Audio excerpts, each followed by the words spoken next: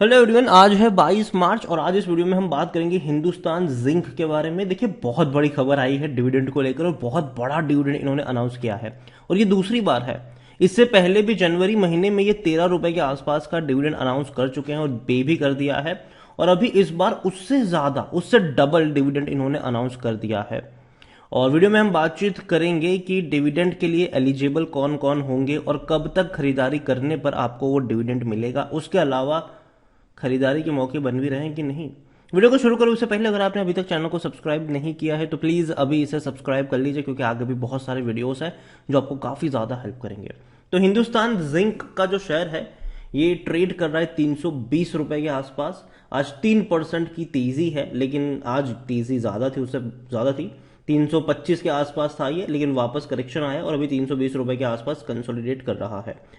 Even अगर पिछले एक महीने की बात को तो अच्छी रिकवरी लौटी है। 300 रुपए से भी नीचे चला गया था ये शेयर, 300 रुपए से भी नीचे, क्योंकि सरकार और हिंदुस्तान कंपनी का जो मैनेजमेंट है और सरकार के बीच में दिक्कतें चल रही थी और कई सारे ऐसे स्टेटमेंट दिए गए जो बिल्कुल भी सही नहीं थे कंपनी के लिए, और इसीलिए शेयर लगातार टूट रहा था। और कंपनी के जो मैनेजमेंट है, वेदांता लिमिटेड इसके प्रमोटर है और वेदांता के जो चेयरमैन है अनिल अग्रवाल, उनकी तरफ से स्टेटमेंट भी आया था कि अगर सरकार ये डील नहीं होने देती उनकी और वेदांता की, तो कंपनी का जो शेयर है वो लगातार गिरता चला जाएगा। और ये उन्होंने बकायदा कहा था और उसके बाद गिरा भी था ये शेयर, लेकिन अब एक बड़ी रफ्तार आई। और ये देखो, ये डिविडेंड की अनाउंसमेंट है ना, ये हमको पता चली तो कल है, ठीक है, कल पता चली हमें, लेकिन जो बड़े बड़े लोग हैं ना अंदर के, उनको ऑलरेडी ये कुछ दिन पहले पता चल जाता है। और ये दिखाता है कि 295 से ये जो तेजी आई है ना, ये उसी की वजह से आई है और आज की रफ्तार आई है जब हमें पता चला। तो जाहिर सी बात है जिनको लोग अभी बेचेंगे नहीं, जिनके पास होगा, क्योंकि डिविडेंड जो अनाउंस हुआ है वो 26 रुपए का हुआ है। 26 रुपए पर शेयर का डिविडेंड अनाउंस हुआ है, तो जाहिर सी बात है कोई बेचेगा नहीं अभी इसको, जब तक इसकी एक्स डेट नहीं आ जाती। यहां पर अगर हम बात करने जाए तो ये बड़ी बात है और इन्होंने कल ही अनाउंस किया था ये वेदांता ग्रुप के जो हिंदुस्तान जिंक है उनकी तरफ से, कि डिविडेंड बहुत बड़ा अनाउंस हुआ है और कुल मिलाकर अगर हम उसकी कीमत लगाए तो 10,985 करोड़ का ये डिविडेंड है। अब इसमें सबसे बड़ा बेनिफिशियरी कौन है? देखो, यहां पर भी गेम हो रहा है। सबसे बड़ा बेनिफिशियरी पता है कौन है? वेदांता है यहां पर। वेदांता सबसे बड़ा बेनिफिशियरी है यहां पर। देखो, वेदांता ने क्या किया कि वेदांता को चाहिए था पैसा, वेदांता रिसोर्सेज के ऊपर कर्जा है वो इनको चुकाना है, वेदांता को चाहिए था पैसा। तो वेदांता चाहता था कि इनका वेदांता लिमिटेड का, ठीक है, जो जिंक असेट बिजनेस है, इंटरनेशनल जिंक असेट बिजनेस है, वो हिंदुस्तान जिंक को बेचना चाहते थे। अब सरकार की भी यहां पर अगर हम बात करें तो सरकार की भी बहुत बड़ी होल्डिंग है हिंदुस्तान जिंक में। सरकार की बहुत बड़ी होल्डिंग है, तकरीबन 29% की। तो सरकार नहीं होने देना चाहती थी कि जी नहीं, ये डील नहीं होगी, और तकरीबन $2 बिलियन की ये डील थी। तो वेदांता ने अब यहाँ पे एक और नया गेम खेला और यहाँ पर अनाउंस किया डिविडेंड। अब डिविडेंड अनाउंस करने से पता है क्या हो गया कि वेदांता के पास 64.92% की होल्डिंग है। तो ये जो डिविडेंड का एक बहुत बड़ा अमाउंट है, 65% जितना अमाउंट, आप यहाँ पर 10,000 मतलब 11,000 जो तकरीबन है, आप उसको अगर हम कंपेयर करेंगे तो 65% मतलब तकरीबन 70,000 के आसपास कुछ बनता है ये, सॉरी 7,000 के आसपास कुछ बनता है। तो 7,000 करोड़ रुपए तो सिर्फ वेदांता को चले जाएंगे यहाँ से, मतलब $1 बिलियन कह लो आप, ठीक है, ऑलमोस्ट $1 बिलियन, थोड़ा कम ही उससे लेकिन फिर भी आप उतना कह लो कि इतना सारा पैसा चला गया डिविडेंड के थ्रू, वेदांता को ही चला जाएगा, जाहिर सी बात है। तो वेदांता का तो और ज्यादा फायदा हो गया और इसीलिए वेदांता के शेयर में भी थोड़ी सी हलचल देखने को मिली है, ऊपर की तरफ ज्यादा नजर आया है। और वेदांता देखो यही कर रहा है, वेदांता यही कर रहा है। हिंदुस्तान जिंक का शेयर प्राइस अगर आप देखोगे तो अभी बढ़ रहा है, ठीक है, लेकिन वो कब तक बढ़ेगा? जब तक डिविडेंड मिल नहीं जाता, या फिर जब तक कह लो कि ये डेट नहीं आ जाती 29 मार्च। देखो, हर उस इन्वेस्टर्स को पैसा मिलेगा डिविडेंड का जो हिंदुस्तान जिंक में 29 मार्च से पहले खरीदारी करेंगे, ठीक है। एलिजिबल होने के लिए, डिविडेंड को एलिजिबल होने के लिए 29 मार्च से पहले अगर आप खरीदारी करते हो तो आप सबको वो डिविडेंड मिलेगा। तो जाहिर सी बात, अब जिस किसी के पास वेदांता का शेयर होगा वो, सॉरी, हिंदुस्तान जिंक का शेयर होगा, वो बेचेगा नहीं इसको, अभी इसको नहीं बेचेगा।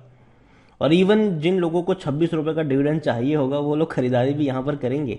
लेकिन पता है इसके बाद क्या होगा? 29 मार्च के बाद क्या होगा? 29 मार्च के बाद ये जो 26 रुपए का डिविडेंड अनाउंस किया है, ठीक है, बाद में डिविडेंड जैसे ही मिलेगा लोग प्रॉफिट बुक मतलब बिकवाली करना शुरू करेंगे, प्रॉफिट बुक करना शुरू कर देंगे यहाँ पर। तो जो तब अगर मान लो कि शेयर 330 रुपए के आसपास ट्रेड कर रहा होगा तो दोबारा गिरकर 300 के आसपास आ जाएगा। तो ये भी होगा यहाँ पर, ठीक है, एडजस्ट कर लेगा शेयर प्राइस। अगर डिविडेंड अनाउंस हो जाएगा, डिविडेंड मिल जाएगा, तो शेयर प्राइस भी उस तरीके से अपने आप को एडजस्ट कर लेगा। तो ये मानना कि भैया पैसा मिल गया, ये उतना सही नहीं होगा यहाँ पर। लेकिन हाँ, डेफिनेटली एक बहुत बड़ा मूव है और बहुत स्मार्टली प्ले किया है वेदांता लिमिटेड ने यहाँ पर, कि भैया पैसा ऐसा नहीं तो ऐसे हम निकाल ले रहे हैं यहाँ पर। और इवन हिंदुस्तान जिंक की अगर हम बात करने जाए तो इससे भी पहले 13 रुपए का ये लोग डिविडेंड पे कर चुके हैं, आप देख सकते हैं यहाँ पर, और अभी 26 रुपए का पे कर रहे हैं। ये बड़ी बात है। पिछले साल अगर हम देखेंगे तो 2 बार पे किया था इन्होंने डिविडेंड, पहले 21 रुपए का था, फिर 15 रुपए का था, 15.5 रुपए का था। लेकिन साल की शुरुआत में नहीं था। 2022 में अगर आप देखोगे ना तो पहला डिविडेंड जुलाई में था, दूसरा था नवंबर में। लेकिन इस बार पता है साल की शुरुआत में ही क्यों डिविडेंड अनाउंस करना शुरू कर दिया? क्योंकि कंपनी से पैसा निकाला जा रहा है और वो पैसों से अब वेदांता अपने कर्जे को चुका रहा है, अपनी जो रीपेमेंट से प्री पेमेंट से वो कर रहा है, क्योंकि वेदांता को पैसों की अभी जरूरत है।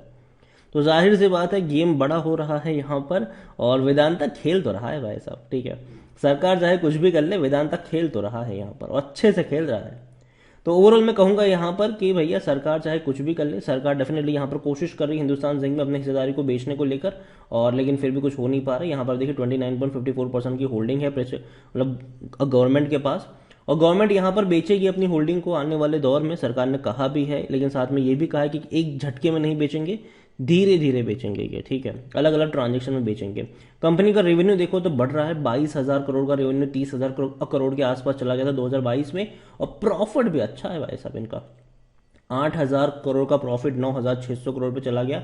इवन अगर हम पिछले क्वार्टर्स की बात करें तो 2,155 करोड़ का प्रॉफिट है, जो कि काफी कम है, क्योंकि इससे पहले कंपनी पिछले साल 2,700 करोड़ का प्रॉफिट कर रही थी। इससे पहले क्वार्टर में 2,680 करोड़ का प्रॉफिट था। तो प्रॉफिट डिक्लाइन हो रहा है यहाँ पर, और यही वजह है कि शेयर प्राइस भी अगर आप देखोगे ना तो बीच बीच में मतलब यहां से तकरीबन पहुंचा था ये 375 के करीब था, वहां से ये लगातार गिर रहा है। आप देखिए यहाँ पर इससे पहले भी 2022 में देखो तो 350 पे जाने के बाद एक गिरावट आई थी, 250 पे आया, उसके बाद बड़ी रफ्तार हमने देखी थी, बाद में दोबारा से गिरावट देखने को मिल रही है।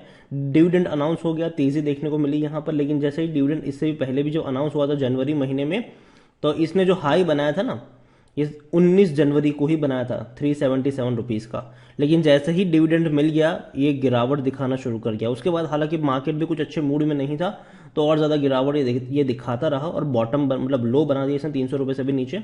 बाद में अब दोबारा जब डिविडेंड अनाउंस हुआ है वापस भागने की कोशिश कर रहा है। जब तक डिविडेंड की आखिरी डेट नहीं आती तब तक ये भागेगा या फिर इसी रेंज के आसपास अटका रहेगा, लेकिन जैसे ही डिविडेंड मिल जाएगा या फिर डिविडेंड की डेट खत्म हो जाएगी, वापस से आपको यहाँ पर गिरावट देखने को मिलेगी, उतनी गिरावट जितना इसने डिविडेंड पे किया था। हिंदुस्तान जिंक को लेकर अगर हम बात करने जाए तो कंपनी का जो पी रेशो वो 13 का है, सेक्टर पी 12 का, मतलब ना ही सस्ता है ना ही महंगा है, एवरेज में कहूंगा इसको। 17% एनालिस्ट कहते हैं खरीदारी करो। अगर हम बात करें होल्डिंग को लेकर तो शेयर होल्डिंग में प्रमोटर के पास होल्डिंग कितनी है तो 64.92%। प्रमोटर कौन है?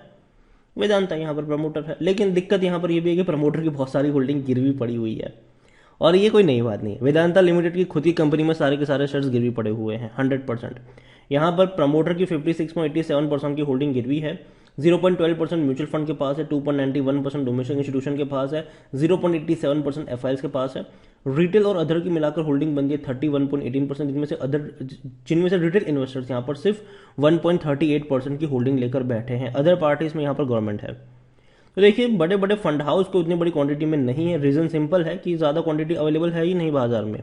सरकार और वेदांता के पास ही इतनी सारी होल्डिंग है कि बाजार में कुछ बचता ही नहीं है यहाँ पर, और इसीलिए होल्डिंग अब वो कम देखने को मिल रही है। लेकिन देखना होगा कि सरकार जब अपनी होल्डिंग को कम करेंगे कब अपना ओएफएस लेकर आते हैं, ठीक है, और ओएफएस क्या प्राइस सेट करते हैं वो भी देखना इंटरेस्टिंग होगा यहाँ पर। लेकिन हिंदुस्तान जिंक को लेकर अभी के लिए मैं इतना ही कहूंगा कि कंपनी अच्छी जरूर है, लेकिन शेयर प्राइस मैं कहूंगा कि ये इसी रेंज के आसपास भटकता रहेगा। अगर आप 5 साल का भी देखो तो 6% का ग्रोथ है, लेकिन एक्चुअली में जब डिविडेंड को काउंट करते हैं तो बहुत ज्यादा ग्रोथ है यहाँ पर। तो जो पैसा बनेगा वो शेयर प्राइस में तेजी से नहीं बनेगा, बनेगा सिर्फ और सिर्फ डिविडेंड से, क्योंकि डिविडेंड से सारा पैसा वेदांता यहाँ से धीरे धीरे करके निकालता रहेगा, अपना कामकाज चलाता रहेगा यहाँ पर। और हाँ, लॉन्ग टर्म में ग्रोथ आएगी जरूर, लेकिन शेयर प्राइस इतना ही रहेगा। पैसा जो यहाँ पर जो देखने को मिलेगा वो डिविडेंड से ही देखने को मिलेगा आपको। हालांकि बड़े लॉन्ग टर्म में शायद हो सकता है कि तेजी आ जाए अच्छी खासी, लेकिन अभी शॉर्ट टर्म के लिए तो डिविडेंड पे ही गेम यहाँ पर चलने वाला है। तो हिंदुस्तान जिंक खरीदारी करी है तो बने रहो यार, डिविडेंड लेके जाना। और जहां तक बात है फ्रेश बाइंग की, डेफिनेटली खरीदारी की जा सकती है, लेकिन आपका जो नज़रिया है वो लॉन्ग टर्म का होना चाहिए। लेकिन साथ में आप इस चीज़ को भी समझो कि डिविडेंड की डेट जब खत्म हो जाएगी आपको शेयर प्राइस एडजस्ट होता नजर आएगा। ठीक है, तो उस चीज़ को याद रखेगा। वीडियो को यहीं पे एंड करूंगा। पसंद आया हो तो लाइक करो, शेयर करो। चैनल पर अगर पहली बार है तो प्लीज़ सब्सक्राइब करें। और हिंदुस्तान जिंक के बारे में आप क्या सोचते हैं, वेदांता के बारे में आप क्या सोचते हैं, वो भी आप मुझे कमेंट में लिख के बता सकते हैं। Thank you.